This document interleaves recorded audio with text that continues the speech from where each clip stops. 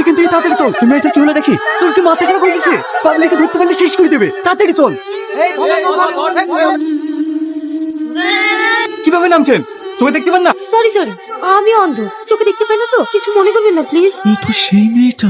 আপনি অন্ধ হলেন কিভাবে? একটা অ্যাক্সিডেন্টের পর থেকে। আপনি বাড়ি যাবেন কিভাবে? অসুবিধা নেই, এভাবেই চলে যাব। চলুন, আমি আপনাকে বাড়ি পৌঁছে দিচ্ছি। না আমি যেতে পারবো। চলুন না, আমি পৌঁছে দিচ্ছি। তুই রুমে চলে যা, আমি আসছি। তোমার মেয়েকে তুমি কোথায় রাখবে না রাখবো ওসব আমি জানি না। ওকে আমি এই বাড়িতে থাকতে দেবো না। আমি ওর বাপ, আমি এখনো বেঁচে আছি। ওর কথা বললেই তোমার গায়ে বেঁধে যায়। আরো যে একটা মেয়ে আছে তার কথা তো তোমার খেয়াল নেই।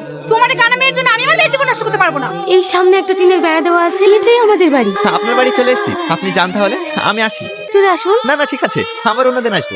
সাবধানে যাই। সব স্বপ্নগুলো একই হয় কেন? দুটোই তো আমার মেয়ে, শুধুমাত্র একে পেটে ধরেছে বলে আমাকে দরদ বেশি, আর অন্যটা পর। আমি অত কিছু বুঝিনি। ওই কানা বুঝে আমি সারা জীবন টানতে পারবো না। ভেবেছিলাম বিয়ে দিয়ে আপদ বিদায় করবো, এমন অ্যাক্সিডেন্ট করে বসলো। এখন তো কানাকে কেউ বিয়েও করতে চাইছে না। মা, আমাকে নিয়ে তোমাদের ভাবতে হবে না। আমার কারণে তোমাদের সুখী সংসার নষ্ট হোক, এটা আমি চাই না।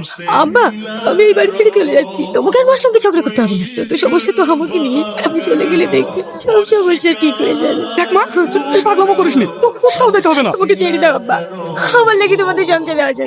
তোমাকে বেশি দেখে দেখাতে হবে না। ও যেখানে যাচ্ছে যাক, তুমি এদিকে এসো। আমার কারণে একটা সুন্দর ফুটফুটের জীবন নষ্ট হয়ে গেল। কোথায় যাচ্ছেন? আপনি আপনি এখনো জাননি? না, ও, আমি একটু কাজে যাব। মিথ্যা কথা, আমি সব শুনেছি। চলুন কোথায়?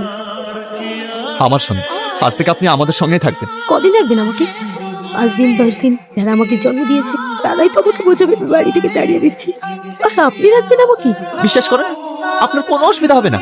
আপনার যতদিন ইচ্ছা আমাদের সঙ্গে থাকতে পারে। চলুন।